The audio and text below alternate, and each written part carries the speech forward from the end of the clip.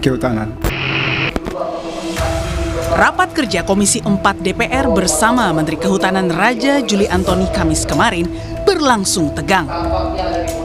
Ini bermula ketika Menhut Raja Juli mengungkapkan angka deforestasi hutan berkurang pada tahun ini dibandingkan dengan tahun sebelumnya, termasuk di 3 wilayah yang terdampak parah bencana banjir bandang dan tanah longsor. Ia pun mengklaim tidak pernah mengeluarkan izin pelepasan kawasan hutan di wilayah terdampak bencana.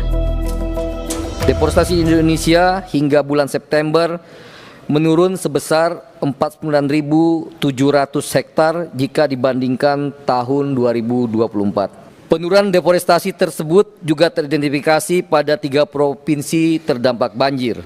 Di Aceh menurun sebesar 10,04%, di Sumatera Utara menurun sampai 13,98%, dan di Provinsi Sumatera Barat turun 14% jika sekali lagi dibandingkan dengan tahun 2024. Saya tidak pernah menerbitkan pelepasan kawasan kecuali satu di luar PSN, yaitu pelepasan kawasan untuk kepentingan IAIN di Kampung Pak Johan di Bima.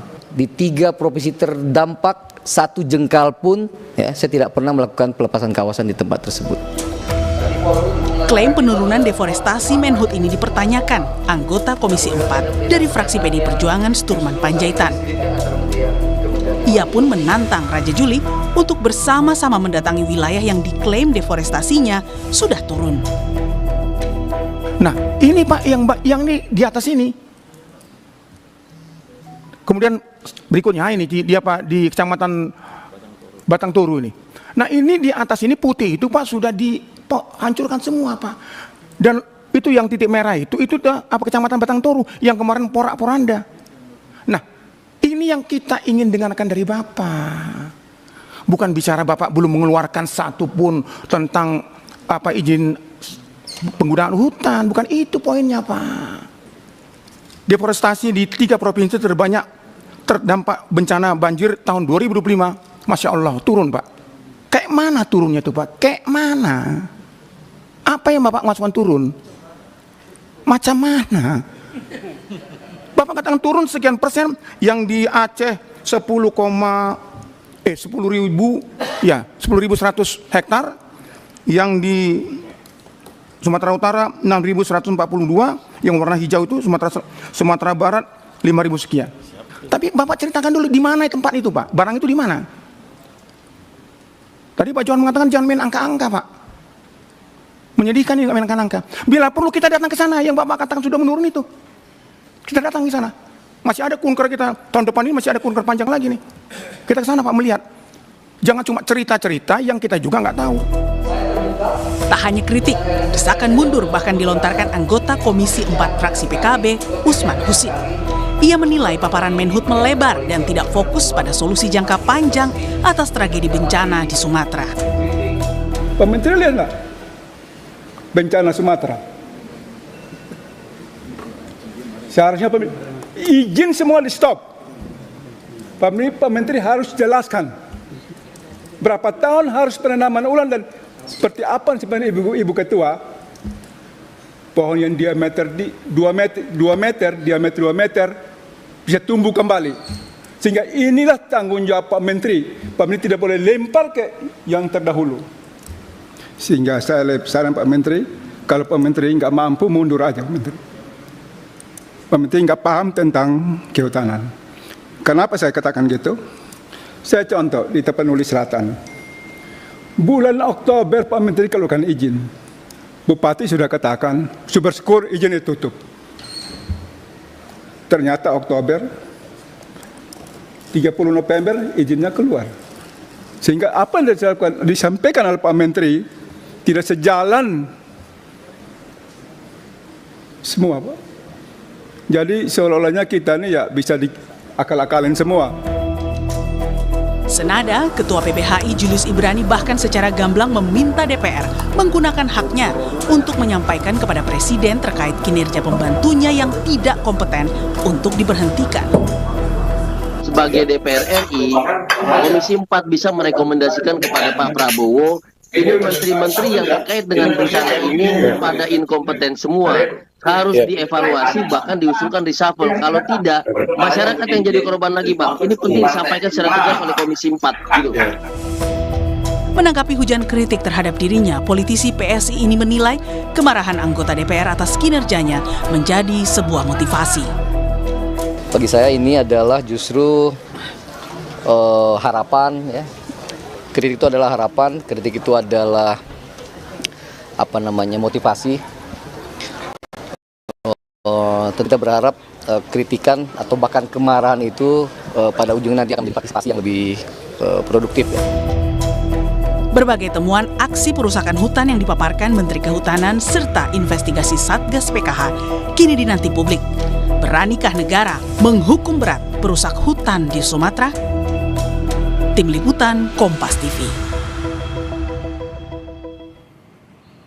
Lalu tepatkah di tengah bencana Sumatera dan sorotan soal kayu gelondongan, Menteri Kehutanan diminta harus mundur? Kita bahas bersama anggota Komisi 4 DPR fraksi PKS Rahmat Saleh dan ada juga Ketua DPP PSI Valdo Maldini dan analis politik Ray Rangkuti. Selamat petang semuanya. Petang. Assalamualaikum. Waalaikumsalam warahmatullahi wabarakatuh. Bang Rahmat, kemarin di rapat dengan Menteri Kehutanan, apa yang terjadi? Apa yang membuat dan disimpulkan oleh Komisi 4 sampai membuat desakan seorang Menteri Kehutanan harus mundur? Iya, Mbak Desi. Kemarin kan kita rapat mendengarkan agenda tunggal terkait dengan bagaimana penanganan terkait dengan bencana banjir yang melanda 3 provinsi, Sumatera Utara, Aceh, sama Sumatera Barat.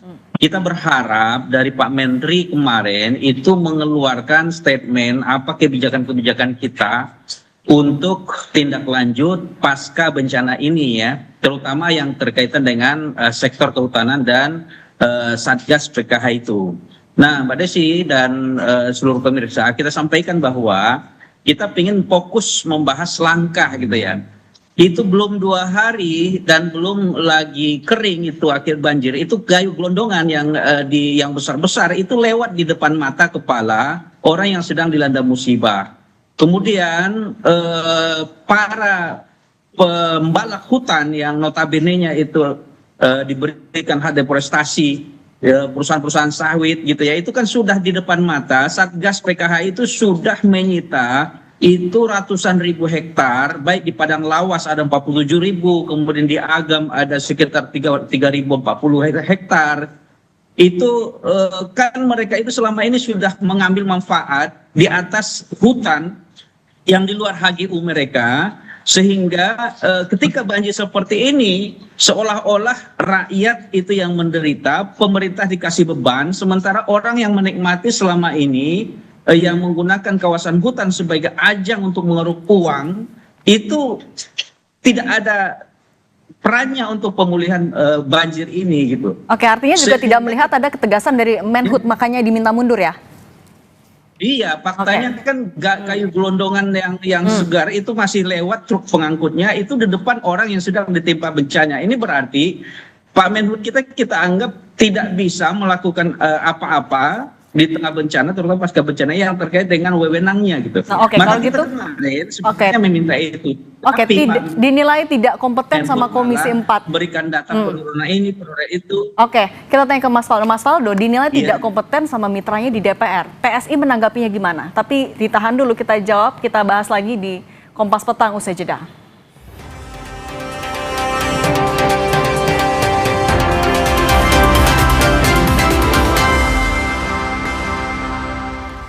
Kompas Petang kembali, masih bersama saya Sini Permadi. Kita juga lanjutkan dialognya. Mas Faldo, tadi Komisi 4 bilang rekan Anda di PSI yang menduduki jabatan Menteri Kehutanan tidak kompeten, tidak paham soal kehutanan, tidak bisa menjawab soal dari mana gelondongan kayu itu ikut terbawa ketika banjir. Tanggapan PSI gimana?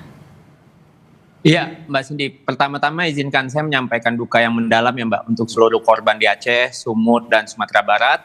Mari hari ini kita fokus sama-sama memastikan kehadiran negara dan memperbaiki keadaan, karena saatnya kita butuh kepala dingin bukan kepala panas. Itu yang pertama. Yang kedua, soal desakan mundur, saya kira itu wajar dalam demokrasi kita. Tapi sekali lagi Mbak Cindy, putusan mundur adalah hak prerogatif dari Presiden Prabowo, bukan keputusan opini publik harian. DPR wajar mengkritisi pemerintah, bahkan bagus. Justru aneh kalau DPR tidak mengkritisi kinerja pemerintah. Tapi kalau dibilang tidak kompeten?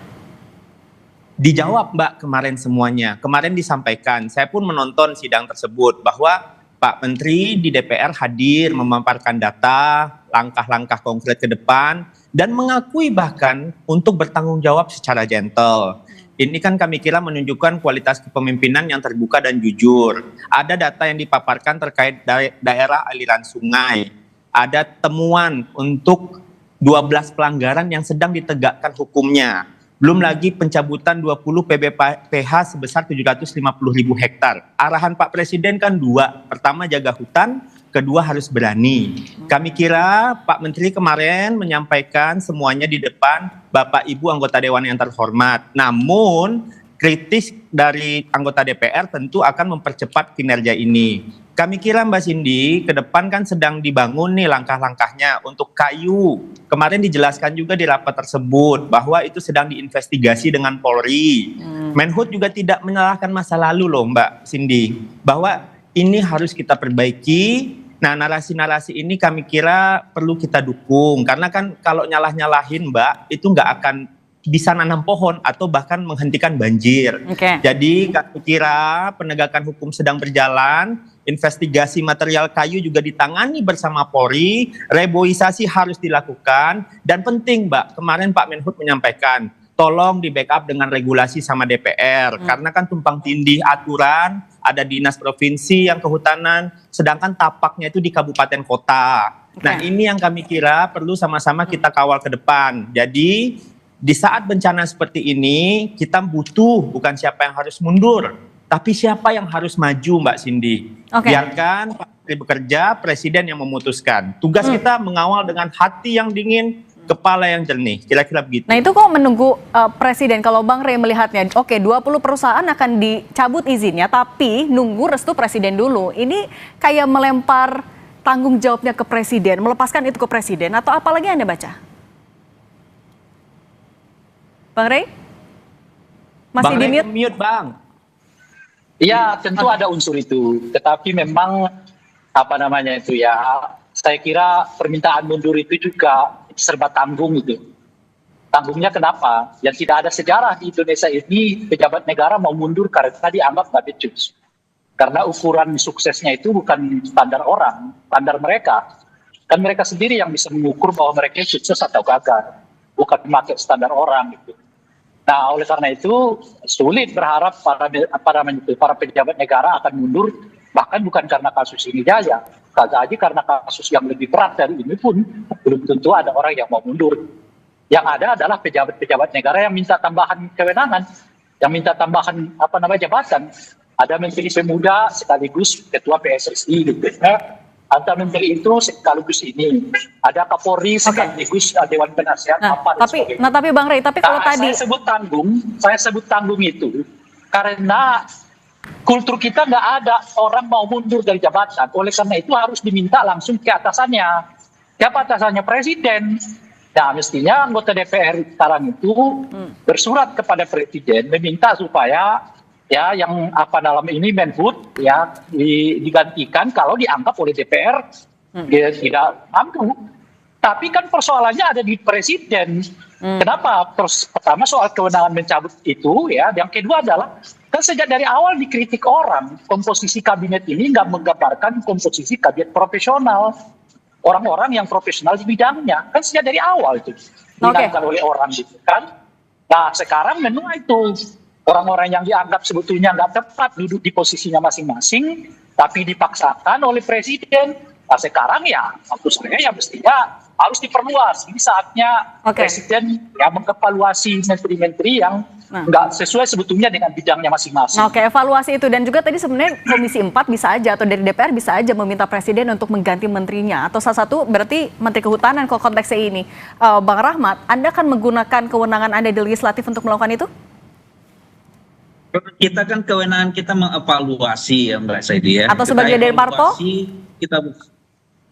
Iya, jadi kewenangan kita itu tidak lepas dari ketiga itu. Bagaimana kita mengevaluasi kinerja yang berjalan, budgeting dan segala macam. Begitu evaluasi kita lakukan, seharusnya kan itu sudah menjadi sinyal bagi pengambilan kebijakan bahwa sinyal ini sudah dari bawah. Hampir semua fraksi loh yang kemarin itu memberikan pendapat bahwa ini ada masalah dan harus konsentrasi serius masalah pengelolaan hutan agar kejadian tidak berulang di masa depan gitu.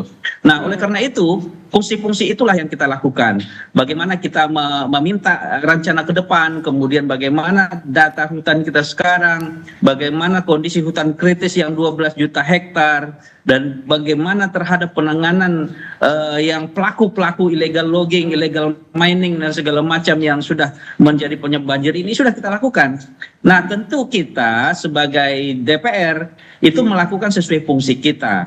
Nah, apakah yang punya kewenangan untuk melakukan penggantian segala macam itu kan tergantung presiden. Tapi tugas kita sudah kita lakukan, kita buka kepada publik bahwa kita itu miris, kemudian khawatir kalau seandainya langkah cepat tidak kita lakukan dalam memperbaiki kepemimpinan dalam pengelolaan. Oke, saya lanjutin dulu ke Mas Faldo. Mas Faldo, tadi katanya hampir semua fraksi loh setuju agar Menteri Kehutanan ini mundur. Ini kan Anda banyak yang satu koalisi juga. Ini gimana? Anda merasanya ini emang mulai tidak solid atau apa? Iya, memang kan tadi Bang Rey bilang di Indonesia tidak ada budaya pejabat kita mundur gitu. Kalau saya jawab dengan cara lain gitu, memang budaya itu memang dibangun lewat sistem, Mbak, bukan lewat dorongan emosional sesaat. Memang banyak di negara maju pejabat mundur bukan karena desakan publik aja, tapi mekanisme hukumnya ada, audit menyeluruh ada, investigasi objektif juga ada. Jadi jangan terbalik, tata kelolanya dulu. Ya, jadi jangan lupa juga bahwa kemarin di DPR itu juga Pak Menteri juga menyampaikan bahwa butuh juga nih dibantu via DPR soal revisi Undang-Undang Tata Kelola Pengembangan Hutan. Karena kan sekarang tumpang tindih, polisi hutan kita juga kurang, bahkan ada juga otonomi daerah juga yang terkait. Belum lagi kita bicara soal adanya moratorium yang sudah akan diwujudkan oleh Kemenhub dan didukung oleh DPR. Jadi kami kira penganggaran pun juga jadi isu kemarin yang dibahas di DPR. Jadi kami kira balik lagi ke soal mundur. Ini bukan urusan tepuk tangan publik, Mbak Cindy, tapi bagian dari prinsip akuntabilitas yang melekat kepada Pak Presiden sebagai pemegang prerogatif. Jadi kalau setiap masalah diminta mundur, sementara investigasi belum kelar, negara kita akan diatur dengan emosional, bukan rule of law. Tapi yang kita bangun hari ini kan Indonesia yang lebih modern, Indonesia yang lebih masuk akal gitu, bukan republik perasaan. Kami paham betul bahwa kita di kondisi yang sedang sama-sama berduka. Namun sama-sama kita mencari jalan keluar, Mbak Cindy, ke depan tidak boleh lagi begini. Kalau boleh kita lihat bagaimana perusahaan-perusahaan yang memanfaatkan hutan kita di masa lalu itu harus ditindak tegas. DPR kemarin keras sekali untuk hal itu dan tentunya kita pasti dukung langkah itu. Oke, soal penindakan itu kita satu suara semua, tapi juga Bang Rey, ya soal tadi 20 perusahaan bisa dicabut izinnya, tapi harus nunggu presiden dulu. Ini tidak menambah birokrasi, memperpanjang birokrasi justru. Iya, semua sebetulnya kalau melalui kewenangan presiden itu dapat dengan cepat diselesaikan. Masalahnya adalah apakah presiden punya kemauan apa enggak. Kan sekarang banyak orang yang menuntut supaya misalnya korban banjir, status banjir ini ditingkatkan menjadi bencana nasional. Kenyataannya kan presiden tidak mau melakukannya gitu sampai sekarang tuh, sehingga ya banyak yang tertati-tati lah ya untuk menangani kasus ini serba tanggung. Nah, jadi semuanya kepada presiden, termasuk tadi pemunduran gitu. Apakah DPR sebetulnya punya hak? Ya punya hak dong lah. Memakzulkan presiden aja mereka punya hak, apalagi memakzulkan menteri kan. Ini soal mereka berani menaikkan isunya apa enggak gitu. Nah cuman memang kembali ke pertanyaan awal tadi tuh, ini kan satu koalisi ini, ada apa ini kan kira-kira gitu. Nah ini yang sering kali saya sebutkan. Ini yang sering kali saya sebutkan tuh, kita mulai memasuki tahun politik. Ini 2026. Setiap partai ini membutuhkan identitas yang kuat di tengah masyarakat, pembedaan yang kuat di tengah masyarakat. Jadi oleh karena itu mungkin mereka akan saling mulai nih, saya beda sama PSI, saya beda sama PKB dan sebagainya gitu. Ini kan kalau kita lihat sekarang, PSI udah mulai kritik-kritikan sama ke PKB. PKB sama Golkar juga melakukan yang sama. Kemudian Menteri Pertahanan dengan Pak Jokowi juga terjadi. Menteri Purbaya dengan Pak Jokowi juga terjadi gitu. Artinya sekarang memang partai-partai ini sudah tahu betul bahwa tahun 2026 ini adalah tahun di mana politik dengan identitas yang kuat sudah harus mulai ditegakkan. Memang kelihatan masih pelan nih, tapi kita lihat aja 2026 mungkin akan makin terang benderang siapa dengan siapa menyerang apa, siapa yang ingin berbeda dengan siapa gitu. Nah, dimulai dengan ya ini jeb-jeb kecil lah ya. Oke. Jeb tipis-tipis lah itu dulu ya kan. Oke, tapi jangan sampai motif politik itu ya itu sebatas hanya motif politik aja untuk mengurangi. Kita harus menyambutnya. Ini kan kali pertama kita menyempatkan di mana DPR itu keras menegur menteri gitu. Iya, tapi soal penanganan bencana juga sampai jangan hilang ya, Bang Rey. Oke, terima kasih Bang Rey Rangkuti, pengamat politik. Oke, Bang Rey, terima kasih. Bang Rahmat Saleh, anggota Komisi 4 DPR RI fraksi PKS, dan Mas Faldo Maldini, politisi PSI. Terima kasih. Terima kasih. Assalamualaikum. Waalaikumsalam. Kompas Petang masih